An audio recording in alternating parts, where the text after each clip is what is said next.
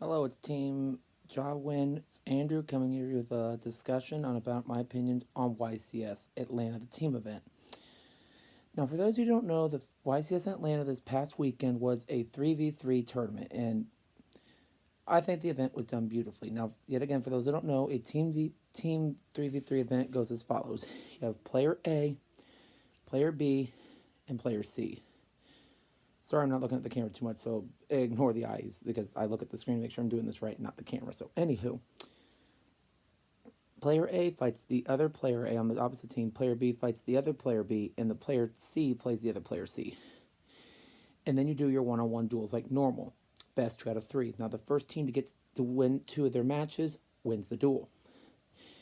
And you're allowed to communicate with your players. Like, for example, like I told my friend Ben that he needs to watch out for Totally Awesome because it can negate and steal his cards, which he was playing Salmon Grades would play a lot of good things like impermanence and hand traps, so he had to be very careful. So, well, he didn't particularly play impermanence, but he played twin twists and stuff that they could have used against him. And Josh, my friend, asked, well, against this deck, do you think I should side Valors? And I think that was a very neat idea. Now, we didn't do too well. We dropped after going X2 round day 4. I was playing True Dracos. Josh was playing True or Lost World Dinos, and Ben was playing Salmon Greats without Impermanence or Phantasmi, and did pretty well if I do say so myself. But I think this event was beautifully done, and I really liked the event. It You can't just rely on yourself anymore. It gets to the point where like you win your match. Let's say I was playing Sky Strikers and two of my opponent. It's not as simple as I won the duel. I can go to the next round. I have two other teammates I have to rely on, and they have to rely on me. This also adds more of a skill factor because certain decks, like for example, some people win the YCS just on the terms of the guy in FTK that just having to go off every time. In a tag tournament, even if all three of you are playing the FTK, there's no guarantee all three of you will get it off, which allows the other team to take a chance to take it out. Also, the other reason I like this format is because playing with your friends is really fun, and a lot of people might have heard of tag duels in the anime or in the real life when Konami had them. They were so much fun because you got to interact and play with your friends. It wasn't just fighting against your friend as it would be in a normal duel. Now, and like I said, Konami handled this very well for the first time being a Team YCS, and I would really like them to do another one. Maybe do this like once a year, I think, or as Team APS, I think, mentioned, once every twice a year, like bi yearly or twice a year. That would be amazing. It was beautifully done. Konami, like I said, handled themselves very well.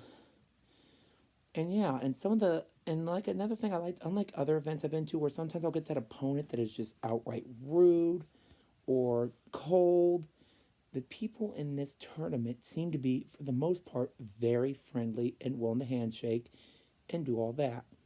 And I think it promoted teamwork and friendship and very good communication skills. So much more than a normal YCS.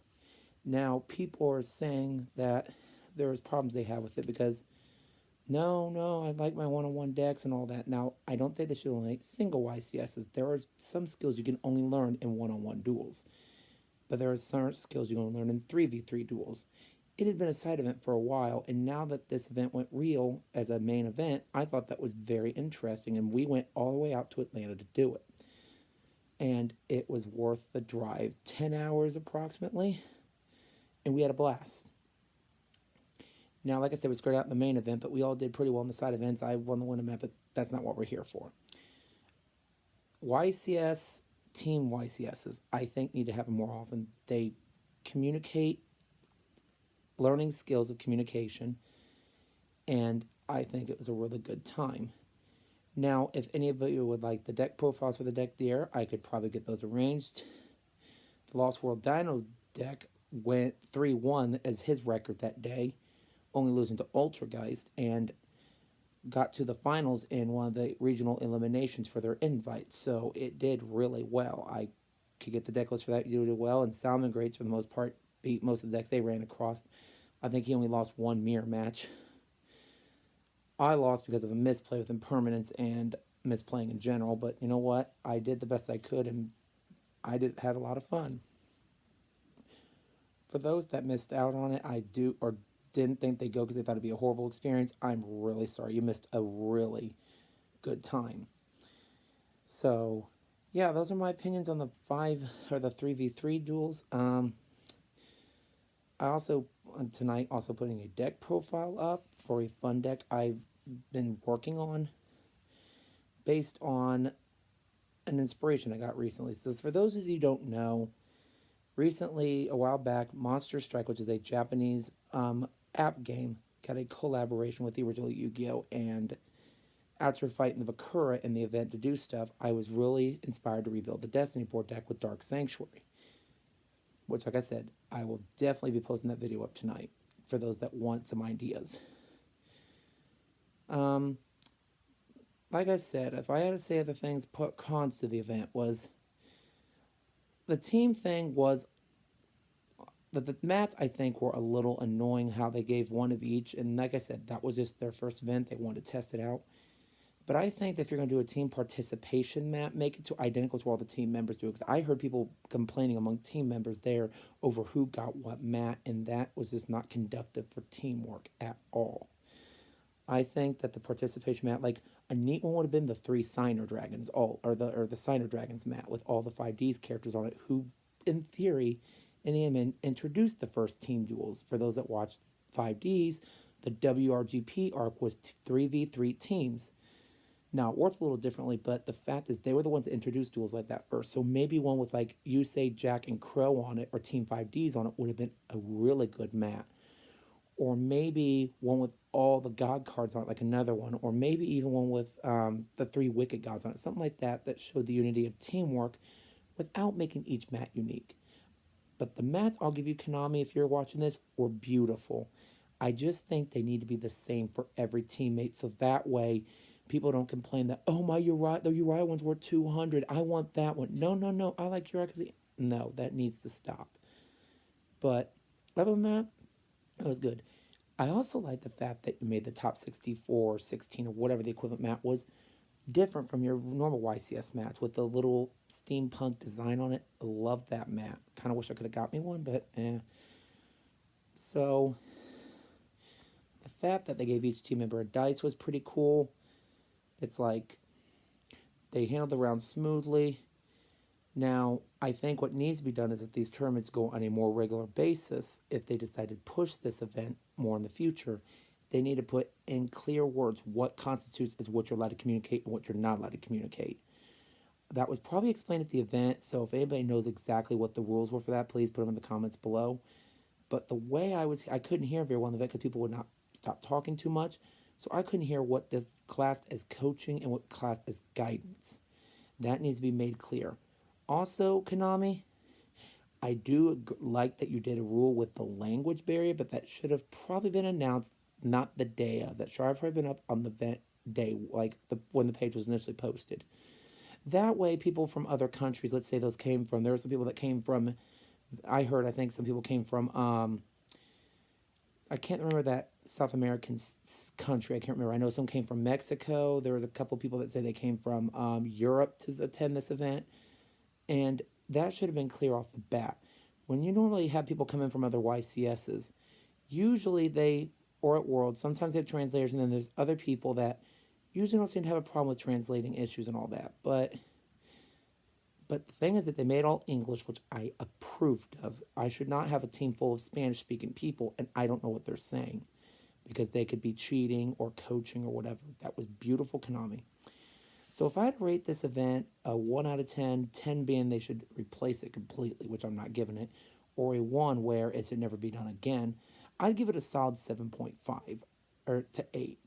It did have its unique problems, but it also added a lot of fun to the game, and I really want to do another one already. Me and my friends already want to do another one. I think this was really cool, and the fact that Konami helped people meet new people through the people that came there solo want to try this event or being their first YCS, I think was pretty inventive and cool. In fact, I could be wrong, but I think one of the teams that just randomly got put together in the beginning ended up doing pretty well making it to day 2. I think that was impressive. People you've never met before, you communicated with well enough to make day 2. That is pretty cool. And like I said, the only two things I would change on this event were, like I said, maybe explain the differences of communication and all that, what constitutes as cheating, what constitutes as fair, helpful advice, and make the participation mat the same among all team members, so there won't be team members fighting and bickering over which mat is worth more.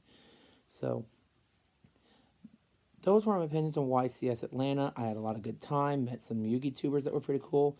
Shout outs to Team APS was there. Team or Jesse from Team Bobber, I think his name is his team Jesse Bobber. I don't remember that the actual. I know him. I just don't remember his channel name. So yeah, and DZ who was also there. I really think this was a really fun event, and I would really like something to have this again. Oh, and another quick thing, Konami. Sorry, or to the people that's listening. Another thing that Konami should have done, in my opinion, is that the people that got top 16 should have gotten national invites. Now, for those are saying, oh, you don't want to carry a person.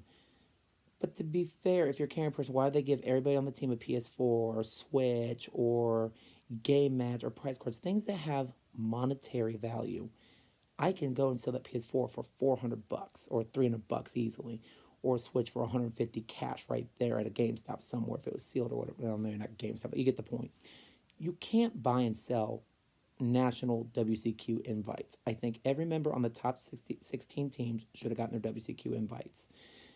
That way, there's a risk factor if you try to carry a person. Let's say me and my friend Ben try to carry this 10-year-old, okay, maybe not 10-year, maybe this 15-year-old who just won their first Nats invite and they were playing like Exodia draw.